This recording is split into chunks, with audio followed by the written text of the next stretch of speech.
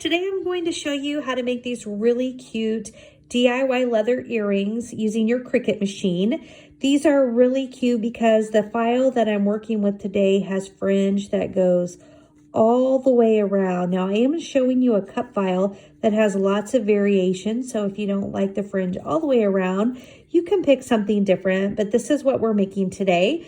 And another thing I want to show you today is how you actually put your earring right into the earring without using jump rings. So far, all the videos I've done have used jump rings attached to the earring, and I've had some questions lately about how to do this. So I thought I would make these earrings and teach you this tip. Now, as you watch the video today, I would love it if you find anything helpful or useful. If you take just a second and tap that like button so I get my channel started, that's something that really helps me out a lot. All right, let's go ahead and get started. Okay, so we're gonna start with our blank canvas, and I just need to pull in the feather image that I've already uploaded. And that one is right here. This is part of a bundle. I'll link to that if you look in the comment section. I'll pin a comment at the very top that will link to my page that has my digital files, my materials, link to everything I used, but more project photos and things like that. So I've got my image onto my canvas. Now you do notice here that it is 6 inches tall. So the first thing that I want to do is get this 6 inches down to about 2.5 inches. So I just go up here to the top, this H, that's the height field, and I just highlight that. And I type 2.5 in that field, and that changes the height of my earring to 2.5 inches tall. And then now that I've changed that height, I'm ready to go ahead and make a second earring. So while that's selected, I come over to my upper right hand corner and I click on duplicate, and that makes my second earring. Now you can see the cuts when you look at this earring. This particular file has cuts all the way down the side and up along the neck side. There's different kinds of cut files. In fact, this bundle that I've linked to really has all the different variations that I love for these fringe earrings. Some just have fringes along the bottom. There's every shape. This is like the leaf shape where you have a point on the top and the bottom. There are teardrop shape earrings with the fringe all the way around, and teardrops with fringe just on the bottom. Again, this bundle pretty much has all the different variations. So I've got them sized, and I just need my 2 earrings. I am, like I said, using my really cute snakeskin material. This is genuine leather that I bought in my genuine leather scrap kit. If you haven't seen that video, you'll want to make sure you take a look. This is a really cool kit. Here's a piece that shows earring components already cut out. I've used that one. But I got this on Amazon. It's a great price. It's a really great way to get a lot of different leathers at a good price for something small like earrings. Okay, so we're ready to go. I'm going to go ahead and click on my Make It button. And I just have one mat because I have one material, and it shows those 2 lined up on my mat and ready to cut. So I'm going to click on the Continue button in the lower right hand corner. I didn't click mirror. If you watch a lot of my videos, you hear me say that a lot. It is really a good habit to click your mirror, because if you're facing your good side down, which this is our genuine leather, so it's going to go down face down onto our mat, you want to mirror that. These are symmetrical, and so I didn't mirror it, and it's going to be okay. It's a good habit, because if they weren't symmetrical, that would matter. Okay, now I need to pick my material here, and I'm using the genuine leather. I'm going to come up here to browse all materials, just in case you don't have your favorites menu set, because those are all there because I've set them as favorites. And so I just scroll down here to my leather, or you could type it at the top and search it. But here are the different options for leather. This first one is faux leather, and then we have faux suede. Then we have genuine leather. We have metallic leather, which is a little bit thicker than genuine leather, and we have shimmered leather. So I'm going with the genuine leather setting. And then once you see the green check mark to the left, you know that it's selected. If you want it to appear on that menu at the beginning that you saw, you just click on that star, and then that way you won't have to go through and scroll for that material. And then you click done. And it's really important that you look at these cues that you get here, because this is telling us, hey, you know, you're going to cut genuine leather, and you need to make sure when you do that, that the star wheels are all the way to the right. I'm going to show you that. You need to make sure that you have your deep point blade in clamp B, and I'll go ahead and I'll show you that as well. Okay, these are the star wheels they're referring to. They're these white wheels, and they are normally spread out across your bar. There's even, you know, over in here, there's one. They're spread evenly across here. They help hold your paper down and really help you get that good cut. When you're working with thicker materials like the leather, you need to get them out of the way, because these actually, when you put your leather through, you're going to see along the right, you're going to see an indentation mark where the material goes up under these star wheels. So you want to get them out of the way, and that way when you're cutting, you're not cutting into your star wheels. Now, the second thing it mentioned is that your clamp B, it needs to have the deep cut blade. This is my fine point blade. That's usually what's in my Cricut. And it's super easy to change it out, because you just flip this open, and when you flip that open, you know, it kind of releases this. You see it loose up here. Just pull that out, and then you need to grab your fine tip blade, or not your fine tip blade, but your fine tip blade. You need to grab your deep cut blade, which I have here. This is my deep cut blade and my deep cut housing. It looks kind of messy, doesn't it? I'm gonna quick blow. Just gonna blow on that just to get that cleaned off. Now you can clean these off too, just like crumple up a piece of aluminum foil, push this down, and just kind of press it into your aluminum foil. It just helps to kind of clean off that blade. All right, just so you know, I don't do that very often, but if you just feel like it's kind of messy and you need to do that, I a lot of times just blow on it like that. Okay, you just drop it in. You don't need to, it's not about putting it any certain way. Doesn't matter how you put it in, just drop it in, make sure it's in there, and then close this. Make sure you've got it all the way closed, and it's ready to go. So now we need to get our mat ready. When you're working with genuine leather, you do need to use the purple mat. This is the strong grip mat. Normally when you're working with the Cricut machine for a lot of your projects, you're using that green standard grip. But with leather, you need to use your purple. I'm putting my leather good side face down, just lining it up in this corner. And then I like to use the Cricut brayer and just really roll that leather, that upside down, roll that leather onto your mat. It just really gets a nice tight hold, which is important, especially when you're doing fringe earrings. Now I'm putting this directly on the mat, and I want to show you the fiber particles that are going to end up on this mat when we pull it off, because another great idea is to put some strong grip contact paper down first, and then that way when you're working with fringe, I want to do this so you can see it, but when you're working with fringe, it often leaves a mess behind on your mat because you're doing a lot of cuts in the leather, and when you do cuts, there's fibers that will be released and cut and will kind of make a mess. So we're going to do this one just so you can see it. It'll be fine. Otherwise I wouldn't do it.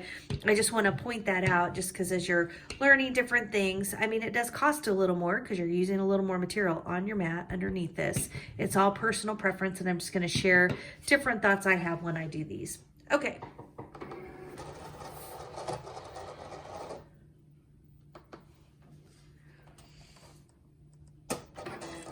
Okay, so now we can send our mat through our Cricut machine. And again, I am using my deep cut blade, and I did select genuine leather as my material, and I'm using my purple mat. Those are three really important things when you're cutting genuine leather to know. I do want to take just a second and thank you for watching my video today. I'm so glad you found my channel. If you are new to the channel, welcome. This is a channel where I do a lot of DIY videos. A lot of them are using my Cricut machine because I love my Cricut crafts. But I also do other holiday party type DIY videos and seasonal holiday party planning and holiday decorating videos as well. So if you think that's something you might like, consider subscribing to my channel and tap that bell button, and then that way you will get notifications when I post something new. And if it's not something that looks interesting, you just skip watching that one. I thought you might want to see a close-up of what these cuts are looking like when you're cutting an earring with fringe. there are a lot of cuts that go along the side and around the bottom. And so your Cricut machine is going to take a little bit longer to cut these DIY leather earrings than DIY leather earrings that don't have fringe. And that's because you can see here it's coming in and cutting every single one of these lines that goes around in this particular cut file around these DIY leather earrings. And so the cut when you're doing genuine leather typically goes around 3 times. So you're doing 3 passes with all of these cuts. Because then while the leather is still loaded into the Cricut machine, you can pull it up and assess whether that cut went all the way through your material. And if it did, then you'll know you're okay to unload. And so it's a pretty easy to see. Here I can see even the fringe, it's like perfect. Like this leather cut really well on the Cricut machine. Now, sometimes you'll lift this leather and the whole leather lifts and the cut isn't on the mat because it didn't cut all the way through. And that's when you can push the C button here. And it will then take the whole mat through and cut along those exact same lines and just do another full cut, which in this case would be 3 cuts. Then you push this unload button. Now, if you push the unload button, you can't do a second round of cuts because it's no longer along the same cut lines. This looks like it was just an absolutely great cut. Pulling up my earrings now, and you can just see, I mean, the fringe just looks great. Now you could, this is leather on the back, it's not felt or any kind of bad fabric. I think it looks great because I think that this is a cream color within the snakeskin. If you wanted to, if it bothered you, it doesn't bother me. I'm just gonna punch these and put the hook on it. But if it did, you could still put these back to back. You could cut an extra set and you could glue. I wouldn't actually probably glue.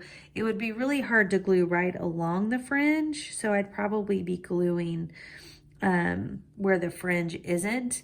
And then if that's what you wanted to be able to see this on both sides.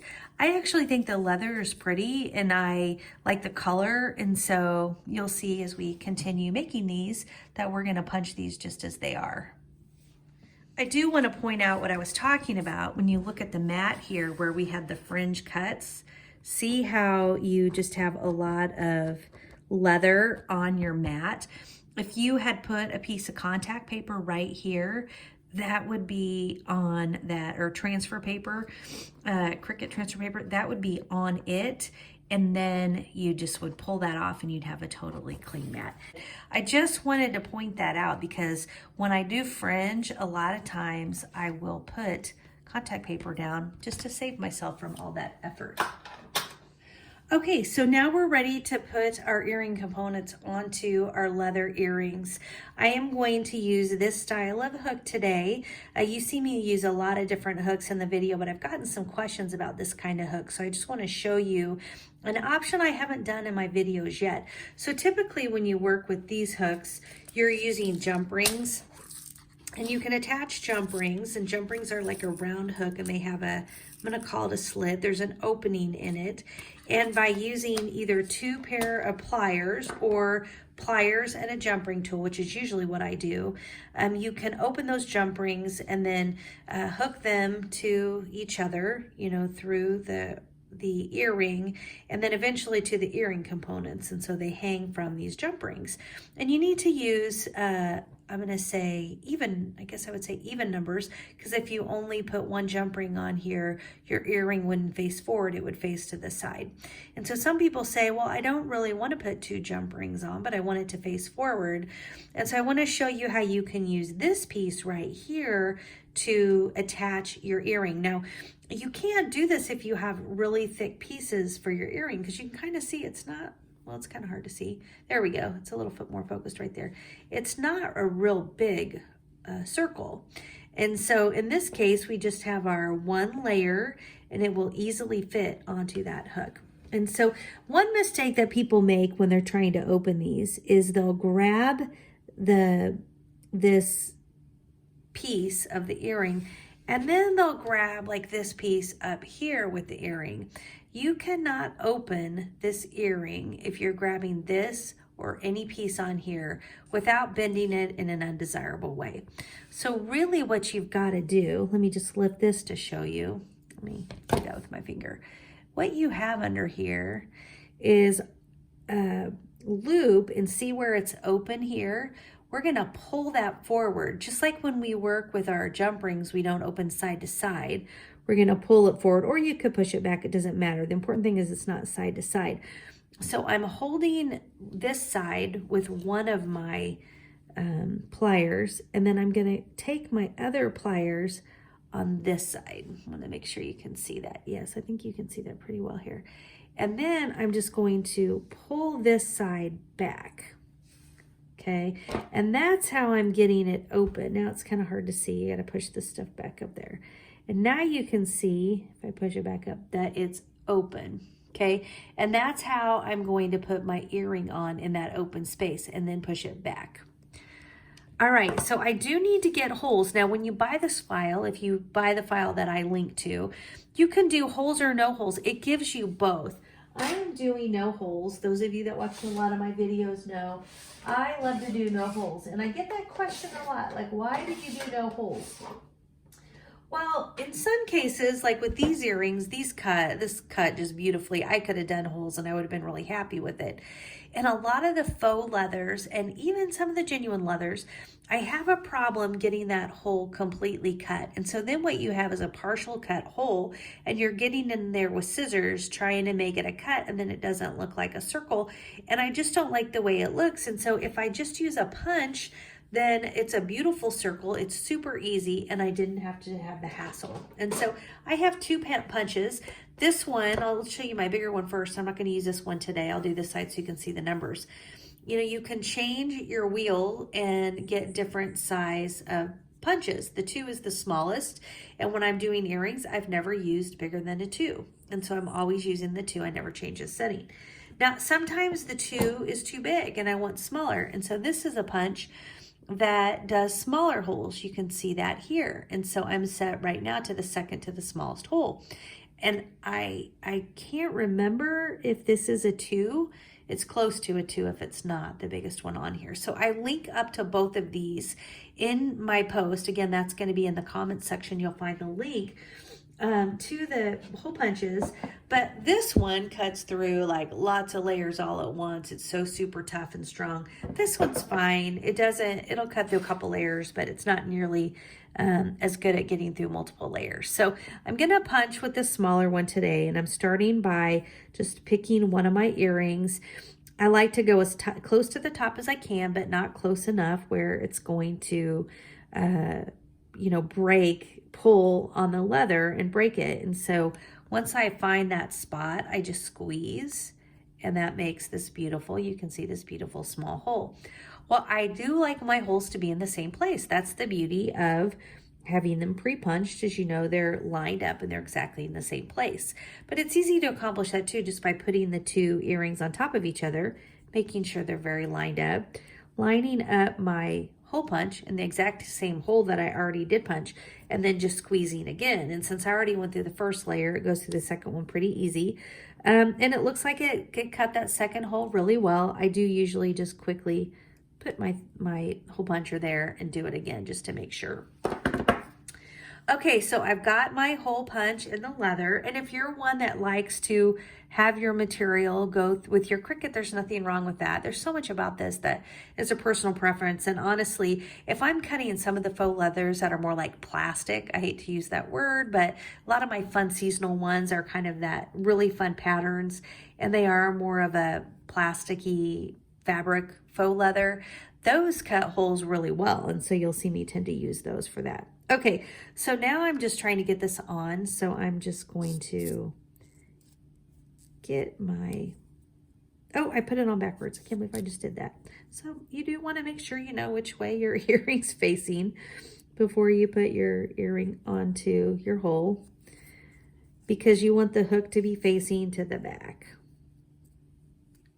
And here you can kind of see too, you really wouldn't be able to, if I had punched that hole much further down, it just wouldn't fit. That's what I was talking about with the size of these rings.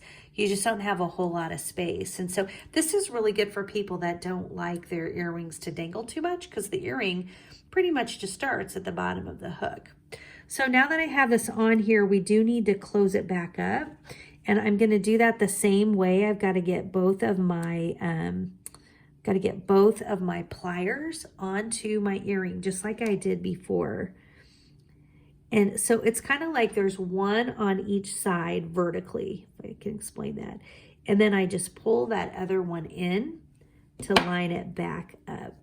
And now I don't know if you can see, I'm trying to put that close. It's totally closed. And there's your earring. So I'll go ahead and do another one, just in case you've never done that before and you want to do it on this earring.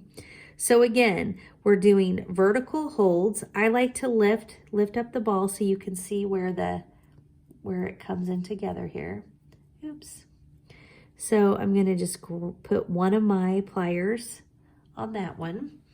And then I'm putting my pliers vertically on the other one. And I mean, these are small things. So sometimes it's like trying to get your fingers all pulled in can be a little challenging. Trying to get my pliers on both. Okay. And then I'm just going to pull the right one to me. That's the side that's open. I don't know if you can see that I pulled that one forward, and now that's open. So I can get that in. When you open it, of course, these pieces fall. So you've just got to keep them lifted up. And then again, make sure you know which way you need your earring to face before you put it on. So the hook faces the back, and then you can just slide this earring into your hole like that. So cute. These earrings turned out so cute. And then we just need to close up the hook. So I've got this side is the one that's the open side. So I'm going to be pushing that one back. But I can't do that unless I have equal pressure on this other side while I push it back. Oops, I dropped it. Let's see if I got it before I dropped it. I did. Yep, it's there and it's closed. I think we're in good shape. Okay, and so those are